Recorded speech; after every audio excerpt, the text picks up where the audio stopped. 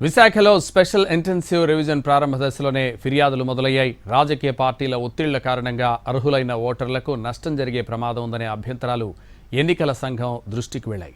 ఓటర్ల జాబితాలో blue, రెడ్తో mark చేయడం, కొంతమంది పేర్లు రౌండ్ ఆఫ్ చేసిన లిస్టులు బయటకు రావడంతో అభ్యంతరాలు వ్యక్తమవుతున్నాయి.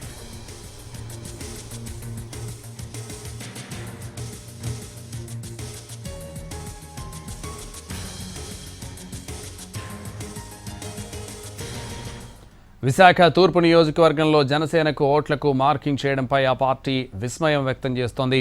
ఎన్నికల సంఘానికి అందుతున్న ఫిర్యాదులపై మరింత సమాచారం మా ప్రతినిధి రవిచంద్ర అందిస్తారు. విశాఖ నగరంలో స్పెషల్ ఇంటెన్సివ్ రివిజన్పై అభ్యంతరాలు మొదలయ్యాయి. ముఖ్యమంత్రికి, డిప్యూటీ సీఎం కార్యాలయానికి కూడా ఫిర్యాదులు చేయడం, జిల్లా యంత్రాంగాన్ని కలిసి నేరుగా రిప్రజెంటేషన్స్ ఇవ్వడం అనేది ఇప్పుడు చర్చనీయాంశంగా మారింది. ప్రస్తుతం మన దగ్గర జనసేన నాయకులు ఏదైతే అభ్యంతరాలు వ్యక్తం చేస్తున్నారో మూర్తి యాదవ్ మనకు అందుబాటులో ఉన్నారు.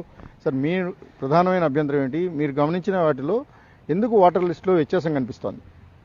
స్పెషల్ ఇంటెన్సివ్ రివ్యూ ఏదైతే ఇప్పుడు రాష్ట్ర వ్యాప్తంగా జరుగుతుందో, విశాఖలో సోమవారం నుంచి మొదలైనటువంటి ప్రక్రియ ఏదైతే ఉందో, ముందుగానే అంటే సోమవారం నాడు జరగాల్సినటువంటి మొదలవ్వాల్సిన ప్రక్రియకు ముందుగానే తూర్పు నియోజకవర్గంలో సాక్షాత్తు నా వార్డులో 22వ వార్డులో చెప్పి తెలుగుదేశం పార్టీ బిఎల్ఏలు ఆ ఓటర్ లిస్టులోని ప్రజెంట్ ఉన్నటువంటి ఓటర్ లిస్టులో కొన్ని పేర్లని ఖచ్చితంగా వీటిని తొలగించాలి ఓటర్లు అని చెప్పేసి వీళ్ళు మార్క్ చేశారు.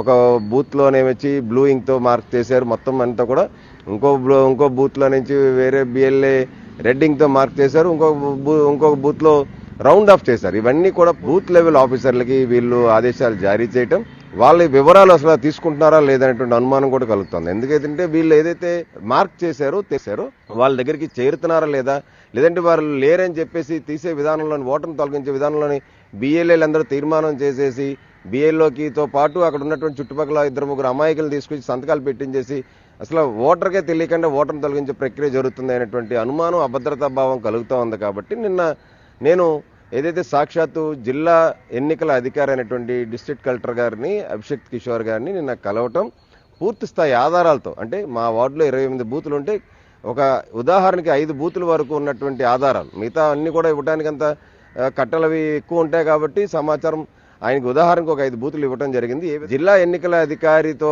పాటు రాష్ట్ర ఎన్నికల కమిషన్ చీఫ్ ఎలక్షన్ కమిషనర్ కూడా నిన్న ఫిర్యాదు చేయడం జరిగింది. అలాగే ఓట్లను తీసేసే విధానం అన్నది ఇది తప్పుడు విధానం అని చెప్పి, ఇది ఒక తప్పుడు సంస్కృతి, ఇలాంటి ప్రక్రియ జరగకూడదు. నిష్పక్షపాతంగా అన్నది ఇవాళ పూర్తి స్థాయిలో ఈ యొక్క చర్యలు ఏవైతే వీళ్ళు చేస్తా ఉన్నారో వీటిలన్నింటినీ పక్కన పెట్టేసి నిష్పక్షపాతంగా స్పెషల్ ఇంటెన్సివ్ రివిజన్ అన్నటువంటిది జరగాలని చెప్పి ఎన్నికల సంఘం పూర్తి పారదర్శకంగా అర్హులైన ఓటర్లను గుర్తించే ఈ ప్రక్రియ ఏదైతే జరుగుతోందో సాగ్రిగేట్ చేసి ప్రతి పార్టీకి ఇన్ని అప్లికేషన్స్ అంటూ ఇచ్చి వాటినే బిఎల్ఏల ద్వారా పంపిణీ చేసే ఒక ప్రక్రియ కూడా జరుగుతోంది. ఇది రాజకీయ పార్టీల సలహాలు, సూచనల మేరకు చేయాల్సిన ఈ ఎన్నికల ప్రక్రియ ఏదైతే ఉందో దీనికి విరుద్ధమని రాజకీయ పక్షాలు ఆరోపిస్తున్నాయి. ఈ మేరకు ఎన్నికల సంఘానికి ఫిర్యాదులు కూడా వెళ్లడం చర్చనీయాంశంగా మారింది. కెమెరామెన్ శ్రీధర్తో రవిచంద్ర, ఎన్టీవీ, విశాఖపట్నం.